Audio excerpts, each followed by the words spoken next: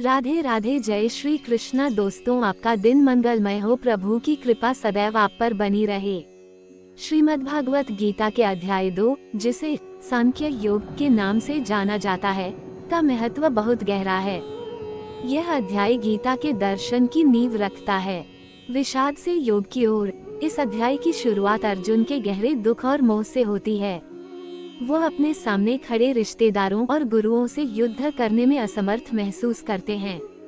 ये स्थिति मानव जीवन में आने वाली हर उस दुविधा का प्रतीक है जहां हम धर्म और कर्तव्य के बीच फंस जाते हैं। ज्ञान और अज्ञान का अंतर। कृष्ण अर्जुन को उनके अज्ञान से बाहर निकालते हुए आत्मा की अमरता का ज्ञान देते हैं। वह समझाते हैं कि शरीर नश्वर है पर आत्मा अविनाशी है। जन्म और मृत्यु केवल शरीर का होता है, आत्मा का नहीं। ये ज्ञान हमें जीवन और मृत्यु के भय से मुक्त करता है। कर्म योग का परिचय। इसी अध्याय में कर्म योग का भी पहला परिचय दिया गया है। कृष्ण कहते हैं कि हमारा अधिकार केवल कर्म करने पर है, उसके फल पर नहीं। वे कर्मण्येवाधिकारस्ते मा फलेषु कदाचन का महान सिद्धांत देते हैं, जो हमें बिना फल की चिंता किए अपने कर्तव्य का पालन करने की प्रेरणा देता है। स्थित प्रज्ञ के लक्षण। अध्याय के अंत में कृष्ण एक स्थित प्रज्ञ, स्थिर बुद्धि वाले व्यक्ति के लक्षणों का वर्णन करते हैं। ऐसे व्यक्ति सुख दुख, मान अपमान और लाभ हानि में संभाव रखते हैं। ये हमें बताता है कि एक आदर्श योगी या ज्ञानी व्यक्ति कैसा होता है और हमें किस प्रकार का जीवन जीना है। यह अध्याय हमें बताता है कि जीवन की समस्याओं से भागने की बजाय ज्ञान और कर्तव्य के पथ पर चलकर उनका सामना कैसे किया जाए।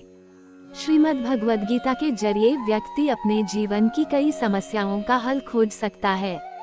दरअसल गीता में महाभारत युद्ध के दौरान कुरुक्षेत्र में भगवान श्री कृष्ण को जो उपदेश दिए थे, वह सभी गीता में बताए गए हैं। श्रीमद् भगवद गीता पवित्र ग्रंथों में से एक है। गीता में ज्ञान, भक्ति और कर्म योग को बहुत ही अच्छे ढंग से समझाया गया है। तो आइए जानते हैं गीता के दूसरे अध्याय का महत्व और लाभ। दूसरा अध्याय का महात्म्य। श्री भगवान कहते हैं, लक्ष्मी। प्रथम अध्याय के महात्म्य का उपाख्यान मैंने सुना दिया। अब अन्य अध्यायों के महात्म्य श्रवण करो। दक्षिण दिशा में वेदवेता ब्राह्मणों के पुरंदरपुर नामक नगर में श्रीमान देवशर्मा नामक एक विद्वान ब्राह्मण रहते थे। वे अतिथियों के पूजक, स्वाध्यायशील, वेद शास्त्रों के विशेषज्ञ, यज्ञों का अनुष्ठान करने वाले और तपस्वियों के सदा ही प्रिय थे। उन्होंने उत्तम द्रव्यों के द्वारा अग्नि में हवन करके दीर्घकाल तक देवताओं को तृप्त किया, किंतु उन धर्मात्मा ब्राह्मण को कभी सदा रहने वाली शांति न मिली। वे परम कल्याणमय तत्व का ज्ञान प्राप्त करने की इच्छा से प्रतिदिन प्रचुर सामग्रियों के द्वारा सत्य संकल्प वाले तपस्वियों की सेवा करने लगे। इस प्रकार शुभ आचरण करते हुए उनके समक्ष एक त्यागी महात्मा प्रकट हुए। वे पूर्ण अनुभवी, शांत चित्त थे। निरंतर परमात्मा के चिंतन में संलग्न हो वे सदा आनंद विभोर रहते थे। देवशर्मा ने उन नित्य संतुष्ट तपस्वी को शुद्ध भाव से प्रणाम किया और पूछा, महात्मन, मुझे शांतिमय स्थिति कैसे प्राप्त होगी। तब उन आत्मज्ञानी संत ने देवशर्मा को सौपुर ग्राम के निवासी मित्रवान का, जो बकरियों का चरवाहा था, परिचय दिया और कहा, वही तुम्हें उपदेश देगा। ये सुनकर देवशर्मा ने महात्मा के चरणों की वंदना की और समृद्धशाली सौपुर ग्राम में पहुंचकर उसके उत्तर भाग में एक विशाल वन देखा। उसी वन में नदी के किनारे एक शिला पर मित्रवान बैठा था। उसके नेत्र आनंदातिरेक से निश्चल हो रहे थे। वह अपलक दृष्टि से देख रहा था। वह स्थान आपस का स्वाभाविक वैर छोड़कर एकत्रित हुए परस्पर विरोधी जंतुओं से घिरा था। जहां उद्यान में मंद मंद वायु चल रही थी, मृगों के झुंड शांत भाव से बैठे थे और मित्रवान दया से भरी हुई आनंदमय मनोहारिणी दृष्टि से पृथ्वी पर मानो अमृत छिड़क रहा था। इस रूप में उसे देखकर देवशर्मा का मन प्रसन्न हो गया। वे उत्सुक होकर बड़ी विनय के साथ मित्रवान के पास गए। मित्रवान ने भी अपने मस्तक को किंचित नवाकर देवशर्मा का सत्कार किया। तदनंतर विद्वान देवशर्मा अनन्यचित से मित्रवान के समीप गए और जब उसके ध्यान का समय समाप्त हो गया, उस समय उन्होंने अपने मन की बात पूछी, महाभाग, मैं आत्मा का ज्ञान प्राप्त करना चाहता हूँ। मेरे इस मनोरथ की पूर्ति के लिए मुझे किसी उपाय का उपदेश कीजिए जिसके द्वारा सिद्धि प्राप्त हो चुकी हो। देवशर्मा की बात सुनकर अकमित्रवान ने एक क्षण तक कुछ विचार किया। उसके बाद इस प्रकार कहा, विद्वन, एक समय की बात है, मैं वन के भीतर बकरियों की रक्षा कर रहा था। इतने में ही एक भयंकर व्याघ्र पर मेरी दृष्टि पड़ी जो मानो सबको ग्रास लेना चाहता था। मैं मृत्यु से डरता था, इसलिए व्याघ्र को आते देख बकरियों के झुंड को आगे करके वहां से भाग चला, किंतु एक बकरी तुरंत ही सारा भय छोड़कर नदी के किनारे उस बाघ के पास बेरोक टोक चली गई। फिर तो व्याघ्र भी द्वेष छोड़कर चुपचाप खड़ा हो गया। उसे इस अवस्था में देखकर बकरी बोली, व्याघ्र, तुम्हें तो अभीष्ट भोजन प्राप्त हुआ है, मेरे शरीर से मांस निकालकर प्रेम पूर्वक खाओ न। तुम इतनी देर से खड़े क्यों हो? तुम्हारे मन में मुझे खाने का विचार क्यों नहीं हो रहा है?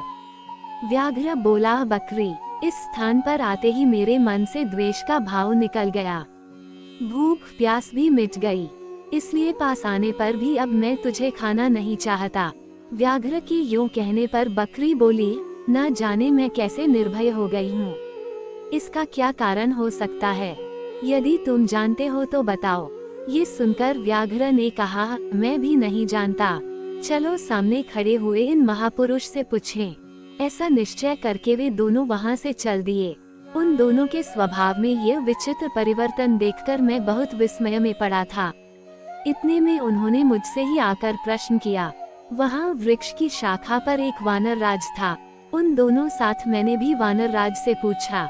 विप्रवर, मेरे पूछने पर वानर राज ने आदर पूर्वक कहा, अजापाल, सुनो, इस विषय में मैं तुम्हें प्राचीन वृतांत सुनाता हूँ।